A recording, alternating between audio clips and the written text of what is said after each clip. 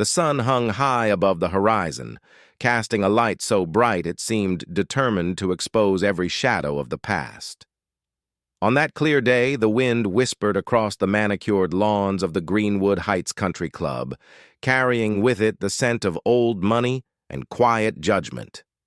But that silence was about to be shattered. From the distance, a rhythmic thumping began to slice through the peaceful sky.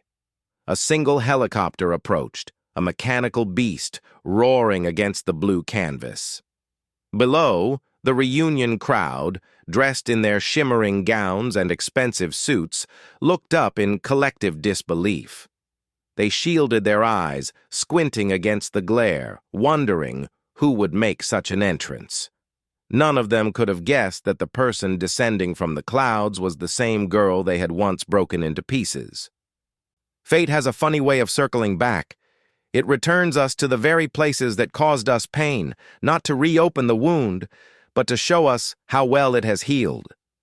As the helicopter touched down, the wind whipped around the onlookers, forcing them to brace themselves. But they weren't bracing for the wind, they were bracing for a ghost, because the woman inside was no longer the fragile shadow they had left behind. She was a storm transformed into a statue of grace. But before we step out of that helicopter and witness a moment 10 years in the making, I have a small request.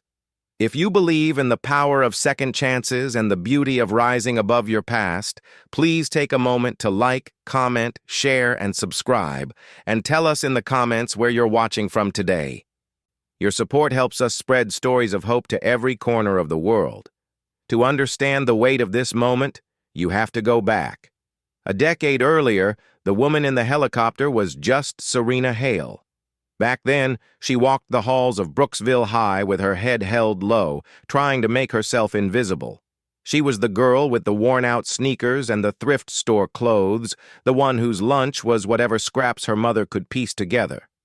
Serena was artistic and gentle, but in a place where cruelty was a currency, her kindness made her poor.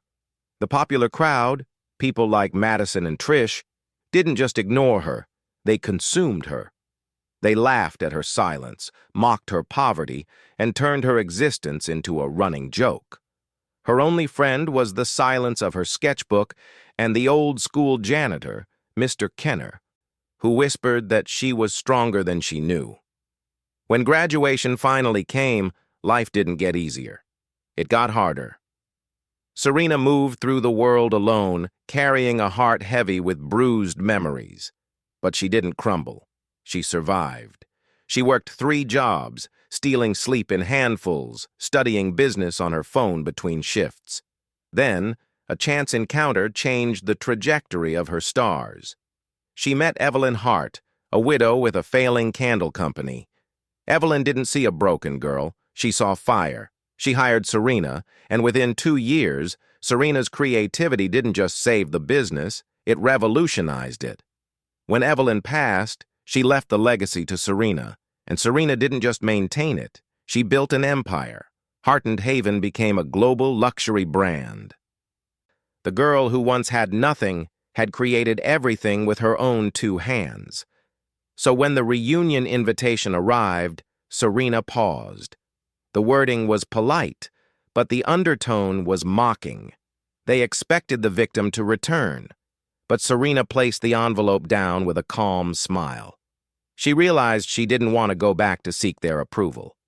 She wanted to go back to prove that their opinions no longer defined her reality. Back on the lawn, the helicopter blade slowed to a lazy spin. The door opened. Serena stepped out. She wore a flowing ivory dress that caught the sunlight like liquid gold. She didn't walk with the arrogance of revenge. She walked with the quiet, unshakable peace of someone who has healed. The crowd parted. Madison, once the queen of the hallways, stood frozen, clutching her drink as if it were a lifeline. The boys who used to mock her clothes now straightened their ties, intimidated by her presence. But Serena didn't look at them with anger. She walked past them, through the polished corridors, straight to the center of the hall. She stopped in front of a giant photo display of their school days. There, in the corner of a picture, was her younger self, Sitting alone on a bench, Serena reached out and touched the glass gently. It wasn't a touch of sadness. It was a touch of gratitude. She was thanking that scared little girl for holding on long enough to become the woman standing there today. She didn't stay long. She didn't need to hear their apologies, and she didn't need to give them forgiveness. She simply needed to feel the sun on her skin and know that she was free. As she walked back to the helicopter, she felt a final weight lift from her shoulders. As she rose into the sky, leaving the tiny figures of her bullies far below, Serena understood the ultimate truth. Her worth had never been in their hands. It had always been in hers. It's a powerful reminder that no matter how the world treats you today, your future is still unwritten.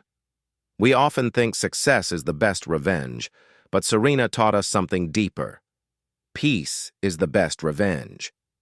So I have to ask you, if you were in Serena's shoes, would you have gone back to face them, or would you have left the past entirely behind? Let me know your thoughts in the comments below.